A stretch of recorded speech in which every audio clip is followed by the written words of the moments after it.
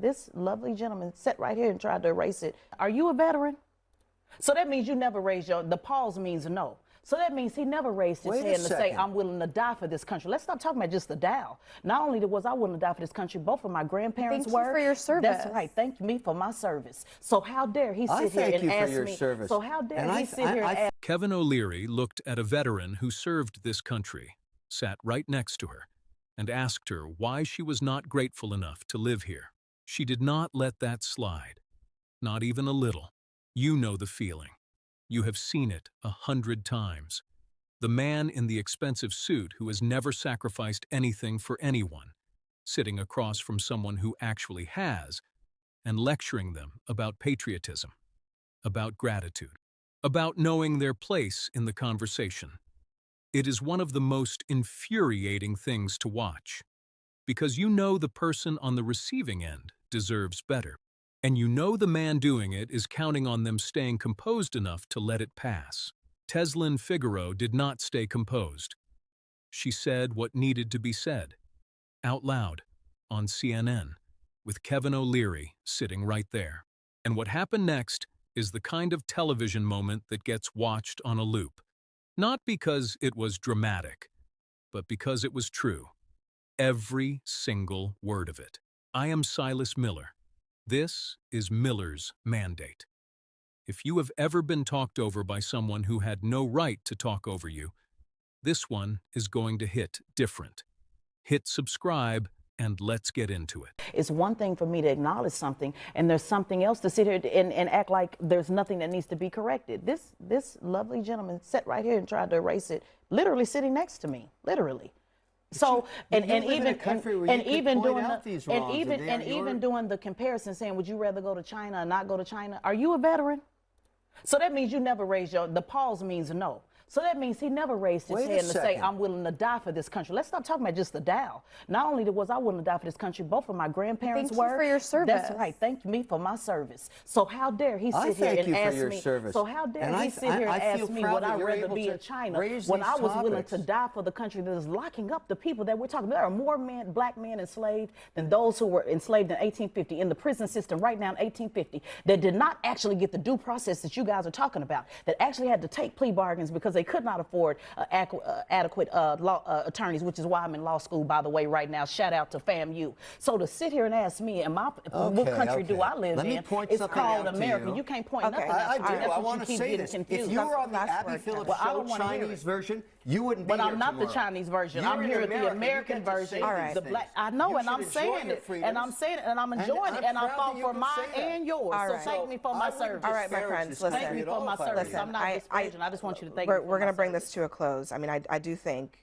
it is worth acknowledging that you don't have to prefer China to say that I want to be able to, in this country, both live in the country and critique it at the same time. These freedoms sure. And be able, I know. I think that she's actually saying the same thing, that she's expressing her right to criticize, to acknowledge the past and how bad or how good it was. So I don't know that you guys are all that. I don't know that you guys are all that far. But nobody disparages democracy. And I answered your question, and you still didn't deal with the issue at hand. Hey, listen, I didn't serve. She said medical staff initially refused to see her after she began hemorrhaging profusely, soaking through 6 sanitary pads in an hour. Eventually, she was taken to a hospital. And last summer, a 32-year-old man died at the Florence Center after being detained at a facility for roughly 3 weeks. Now, that facility is being run by a company called Core Civic, and they have a statement saying, nothing matters more to Core Civic than the health and safety of the people in our care. He says the facilities routinely pass government inspections, and the reports of substandard care are simply not reflective of the hard work their people do. DHS simply says in a statement, it is a choice to be detained, and people can simply self-deport. But I just ask, are we still good with holding children, some as young as 2 months old, for indefinite amounts of time in any kind of facility that is basically a jail? Look, I don't like hearing those stories. I want everyone to be safe and get the health care and what they need. I think it is a reminder, though, that we frankly don't have the resources to provide health care for the millions of illegal people who came in here. And on the other point of people sort of complaining about you mean in detention the jails or just centers, in general? Just in general.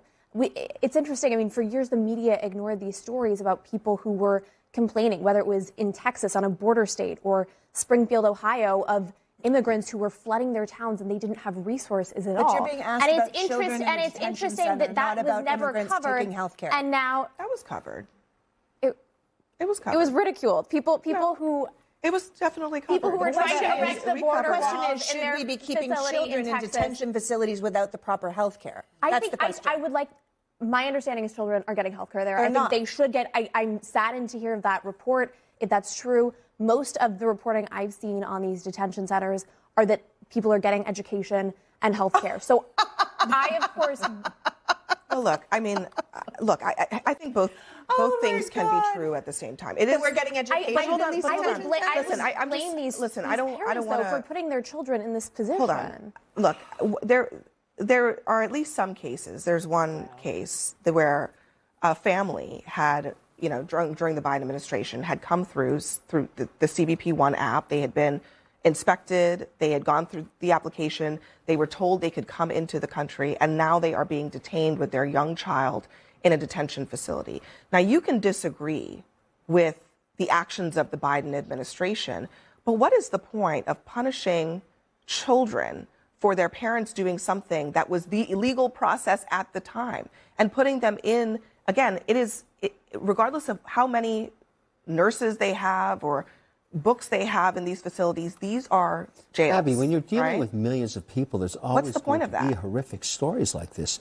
That's not going to stop. I think a bigger issue but you realize that is there a middle ground is an issue here, right? Listen to this. I mean, I talked to a farmer from Iowa last week while I was in Florida, and he told me that if we threw out all of the people that work on his farms, we wouldn't eat anymore.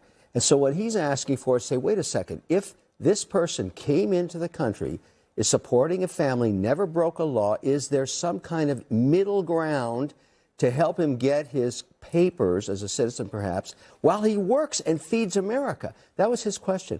I said, it's a good question, but Trump promised mass deportation. Remember, if you broke a law, if you actually are found in, I don't know, ICE or some other law enforcement entity, and you clearly came here illegally and you broke a law, I'm sorry. All right, Kevin, a quick last word. Oh, wow. Which I'm not sure. My last word is, you're all nuts. Like, that's just... Oh, my God. Thank you, Kevin. Guys, am I in on that? Okay. Look, we got to keep it together here, okay? Honestly, I mean, there's a way to talk about these things. If you don't have anything to say, just say that, and I won't come to you next time. You don't have basic next information, for us, Kevin. everyone, thank you for being here. That was a stretch. It was next. insane. Excuse me. A shovel Excuse to the me. ballot? Stop. What's the shovel? Kevin, stop. Let me tell you what actually happened in that segment. Because the clip got shared as a moment of television drama, as a viral argument, as Kevin O'Leary losing his composure and getting put in his place. And yes, all of that happened. But that framing misses the thing that actually matters. The thing underneath the argument. The thing that Tezlyn Figaro was pointing at so precisely that the rest of the panel could not keep up with her. She was not just defending herself. She was naming the entire architecture of how this country silences the people it has used the most. You felt that. I know you did. Because there is a specific kind of anger that comes from watching someone who has given everything to a system. Their body, their family's bodies, generations of service and sacrifice, get asked by someone who has given nothing whether they are grateful enough. Whether they appreciate what they have been given, whether they would rather live somewhere else. That question, would you rather live in China, is not a serious political argument. You know that. Kevin O'Leary knows that. Everyone on that panel knows that. It is a silencing mechanism dressed up as a debate point. It is the rhetorical equivalent of saying, if you criticize anything about this country, then you do not deserve to be here. And it gets deployed almost exclusively against the people whose criticism the powerful find most inconvenient. The people whose history in this country makes the comfortable most uncomfortable. Tezlyn did not accept the premise. And that is the thing I need you to understand. Because refusing the premise is the move that changes everything. When she said, "Thank me for my service," that was not a flex. That was a dismantling. She was not saying, "Look at my credentials." She was saying, "You do not get to use patriotism as a weapon against me. You do not get to invoke the country I bled for as a reason to dismiss the injustice I am describing. You do not get to stand on the sacrifice of people like me and my grandparents and use it to shut down the conversation about what this country has done and continues to do to people who look like me." That is what she said, in real time, without notes, without preparation, on live television, with Kevin O'Leary sitting right next to her trying to run the clock. Now let us talk about what Kevin O'Leary actually did in this segment. Because I want to be specific. Because vague outrage is easy, and I am not interested in easy. Kevin O'Leary was not having a bad day. He was not confused. He was not making an honest mistake in the heat of a fast-moving conversation. He was doing something very deliberate and very practiced. He was attempting to reframe a conversation about documented injustice, about people dying in detention facilities, about children being held in conditions that any honest person would describe as a jail, about a mass incarceration system that currently holds more black men than were enslaved in 1850. He was attempting to reframe all of that as a question of economic preference. Would you rather live here or in China? As if the only two options available to a person who identifies a problem in their country are total acceptance or total departure. That framing is not ignorance, it is strategy. It is the strategy of someone who benefits enormously from the current arrangement and needs the conversation to stay at the level of abstract economic comparison, rather than descend into the specific documented human cost of the policies being defended. A woman bled through 6 sanitary pads in an hour in a detention facility and was initially refused medical care. A 32-year-old man died after 3 weeks in a facility run by a private company that described his death as not reflective of the hard work their people do. Children as young as 2 months old are being held indefinitely in facilities that, whatever books and nurses they contain, are functionally jails. These are not hypothetical concerns. These are documented cases. On the record, with names attached. And Kevin O'Leary's response, his actual on-camera response, was that most of the reporting he had seen showed people getting education and health care. And then he laughed. He laughed. On camera, while the panel was discussing an infant in a detention cell. I want you to hold that image, because that laugh, that specific laugh, in that specific moment, is one of the most honest things Kevin O'Leary has ever done on television. Kevin O'Leary was not having a bad day. He was not confused. He was not making an honest mistake in the heat of a fast-moving conversation. He was doing something very deliberate and very practiced. He was attempting to reframe a conversation about documented injustice, about people dying in detention facilities, about children being held in conditions that any honest person would describe as a jail, about a mass incarceration system that currently holds more black men than were enslaved in 1850. He was attempting to reframe all of that as a question of economic preference. Would you rather live here or in China? As if the only two options available to a person who identifies a problem in their country are total acceptance or total departure. That framing is not ignorance, it is strategy.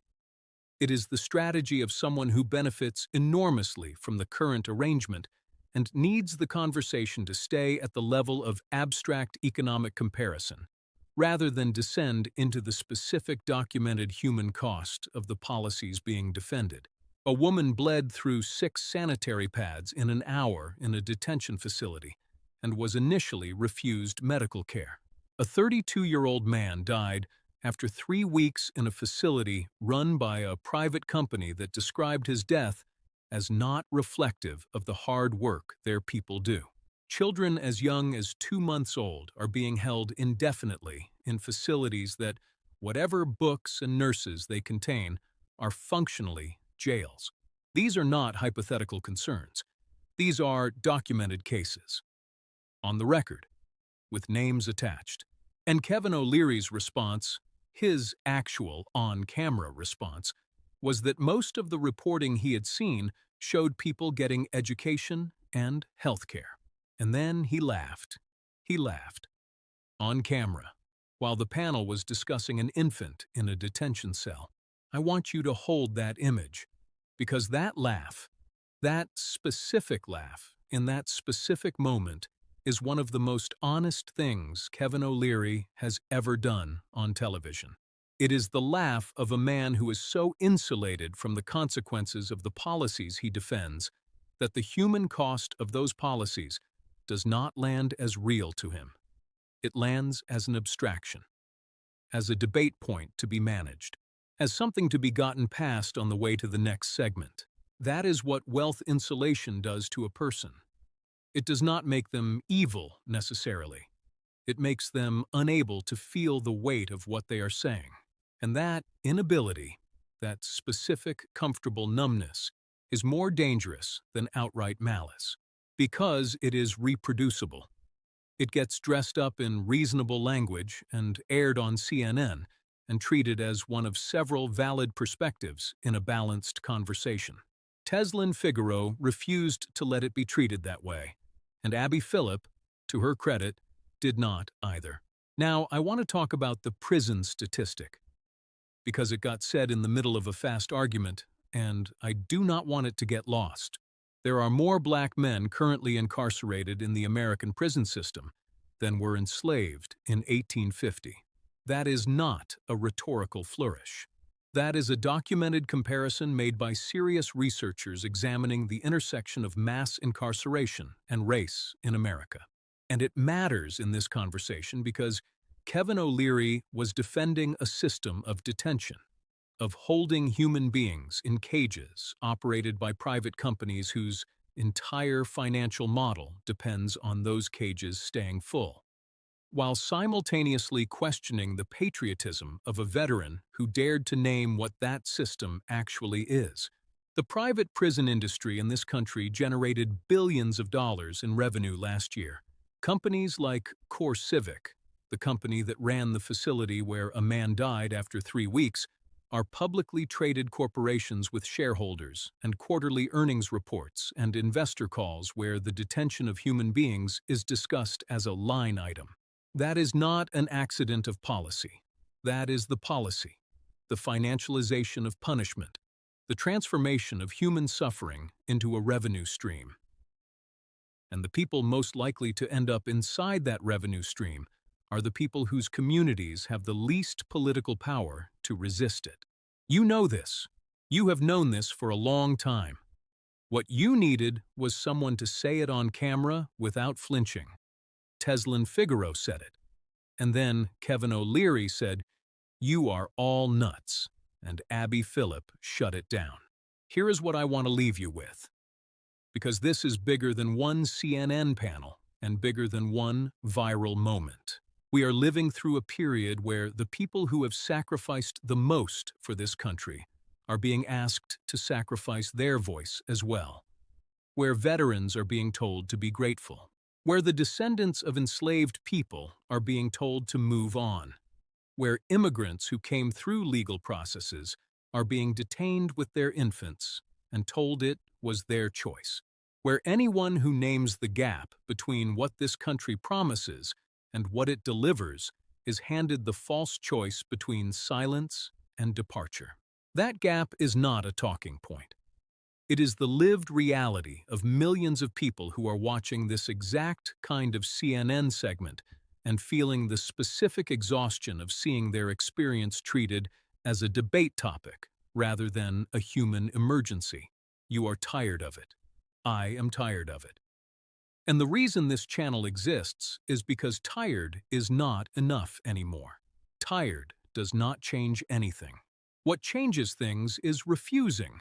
the way Tezlyn Figaro refused to accept a framing designed to make you smaller than you are, to name the thing clearly, to say it out loud, to make the Kevin O'Learys of the world sit with the discomfort of being seen for exactly what they are doing.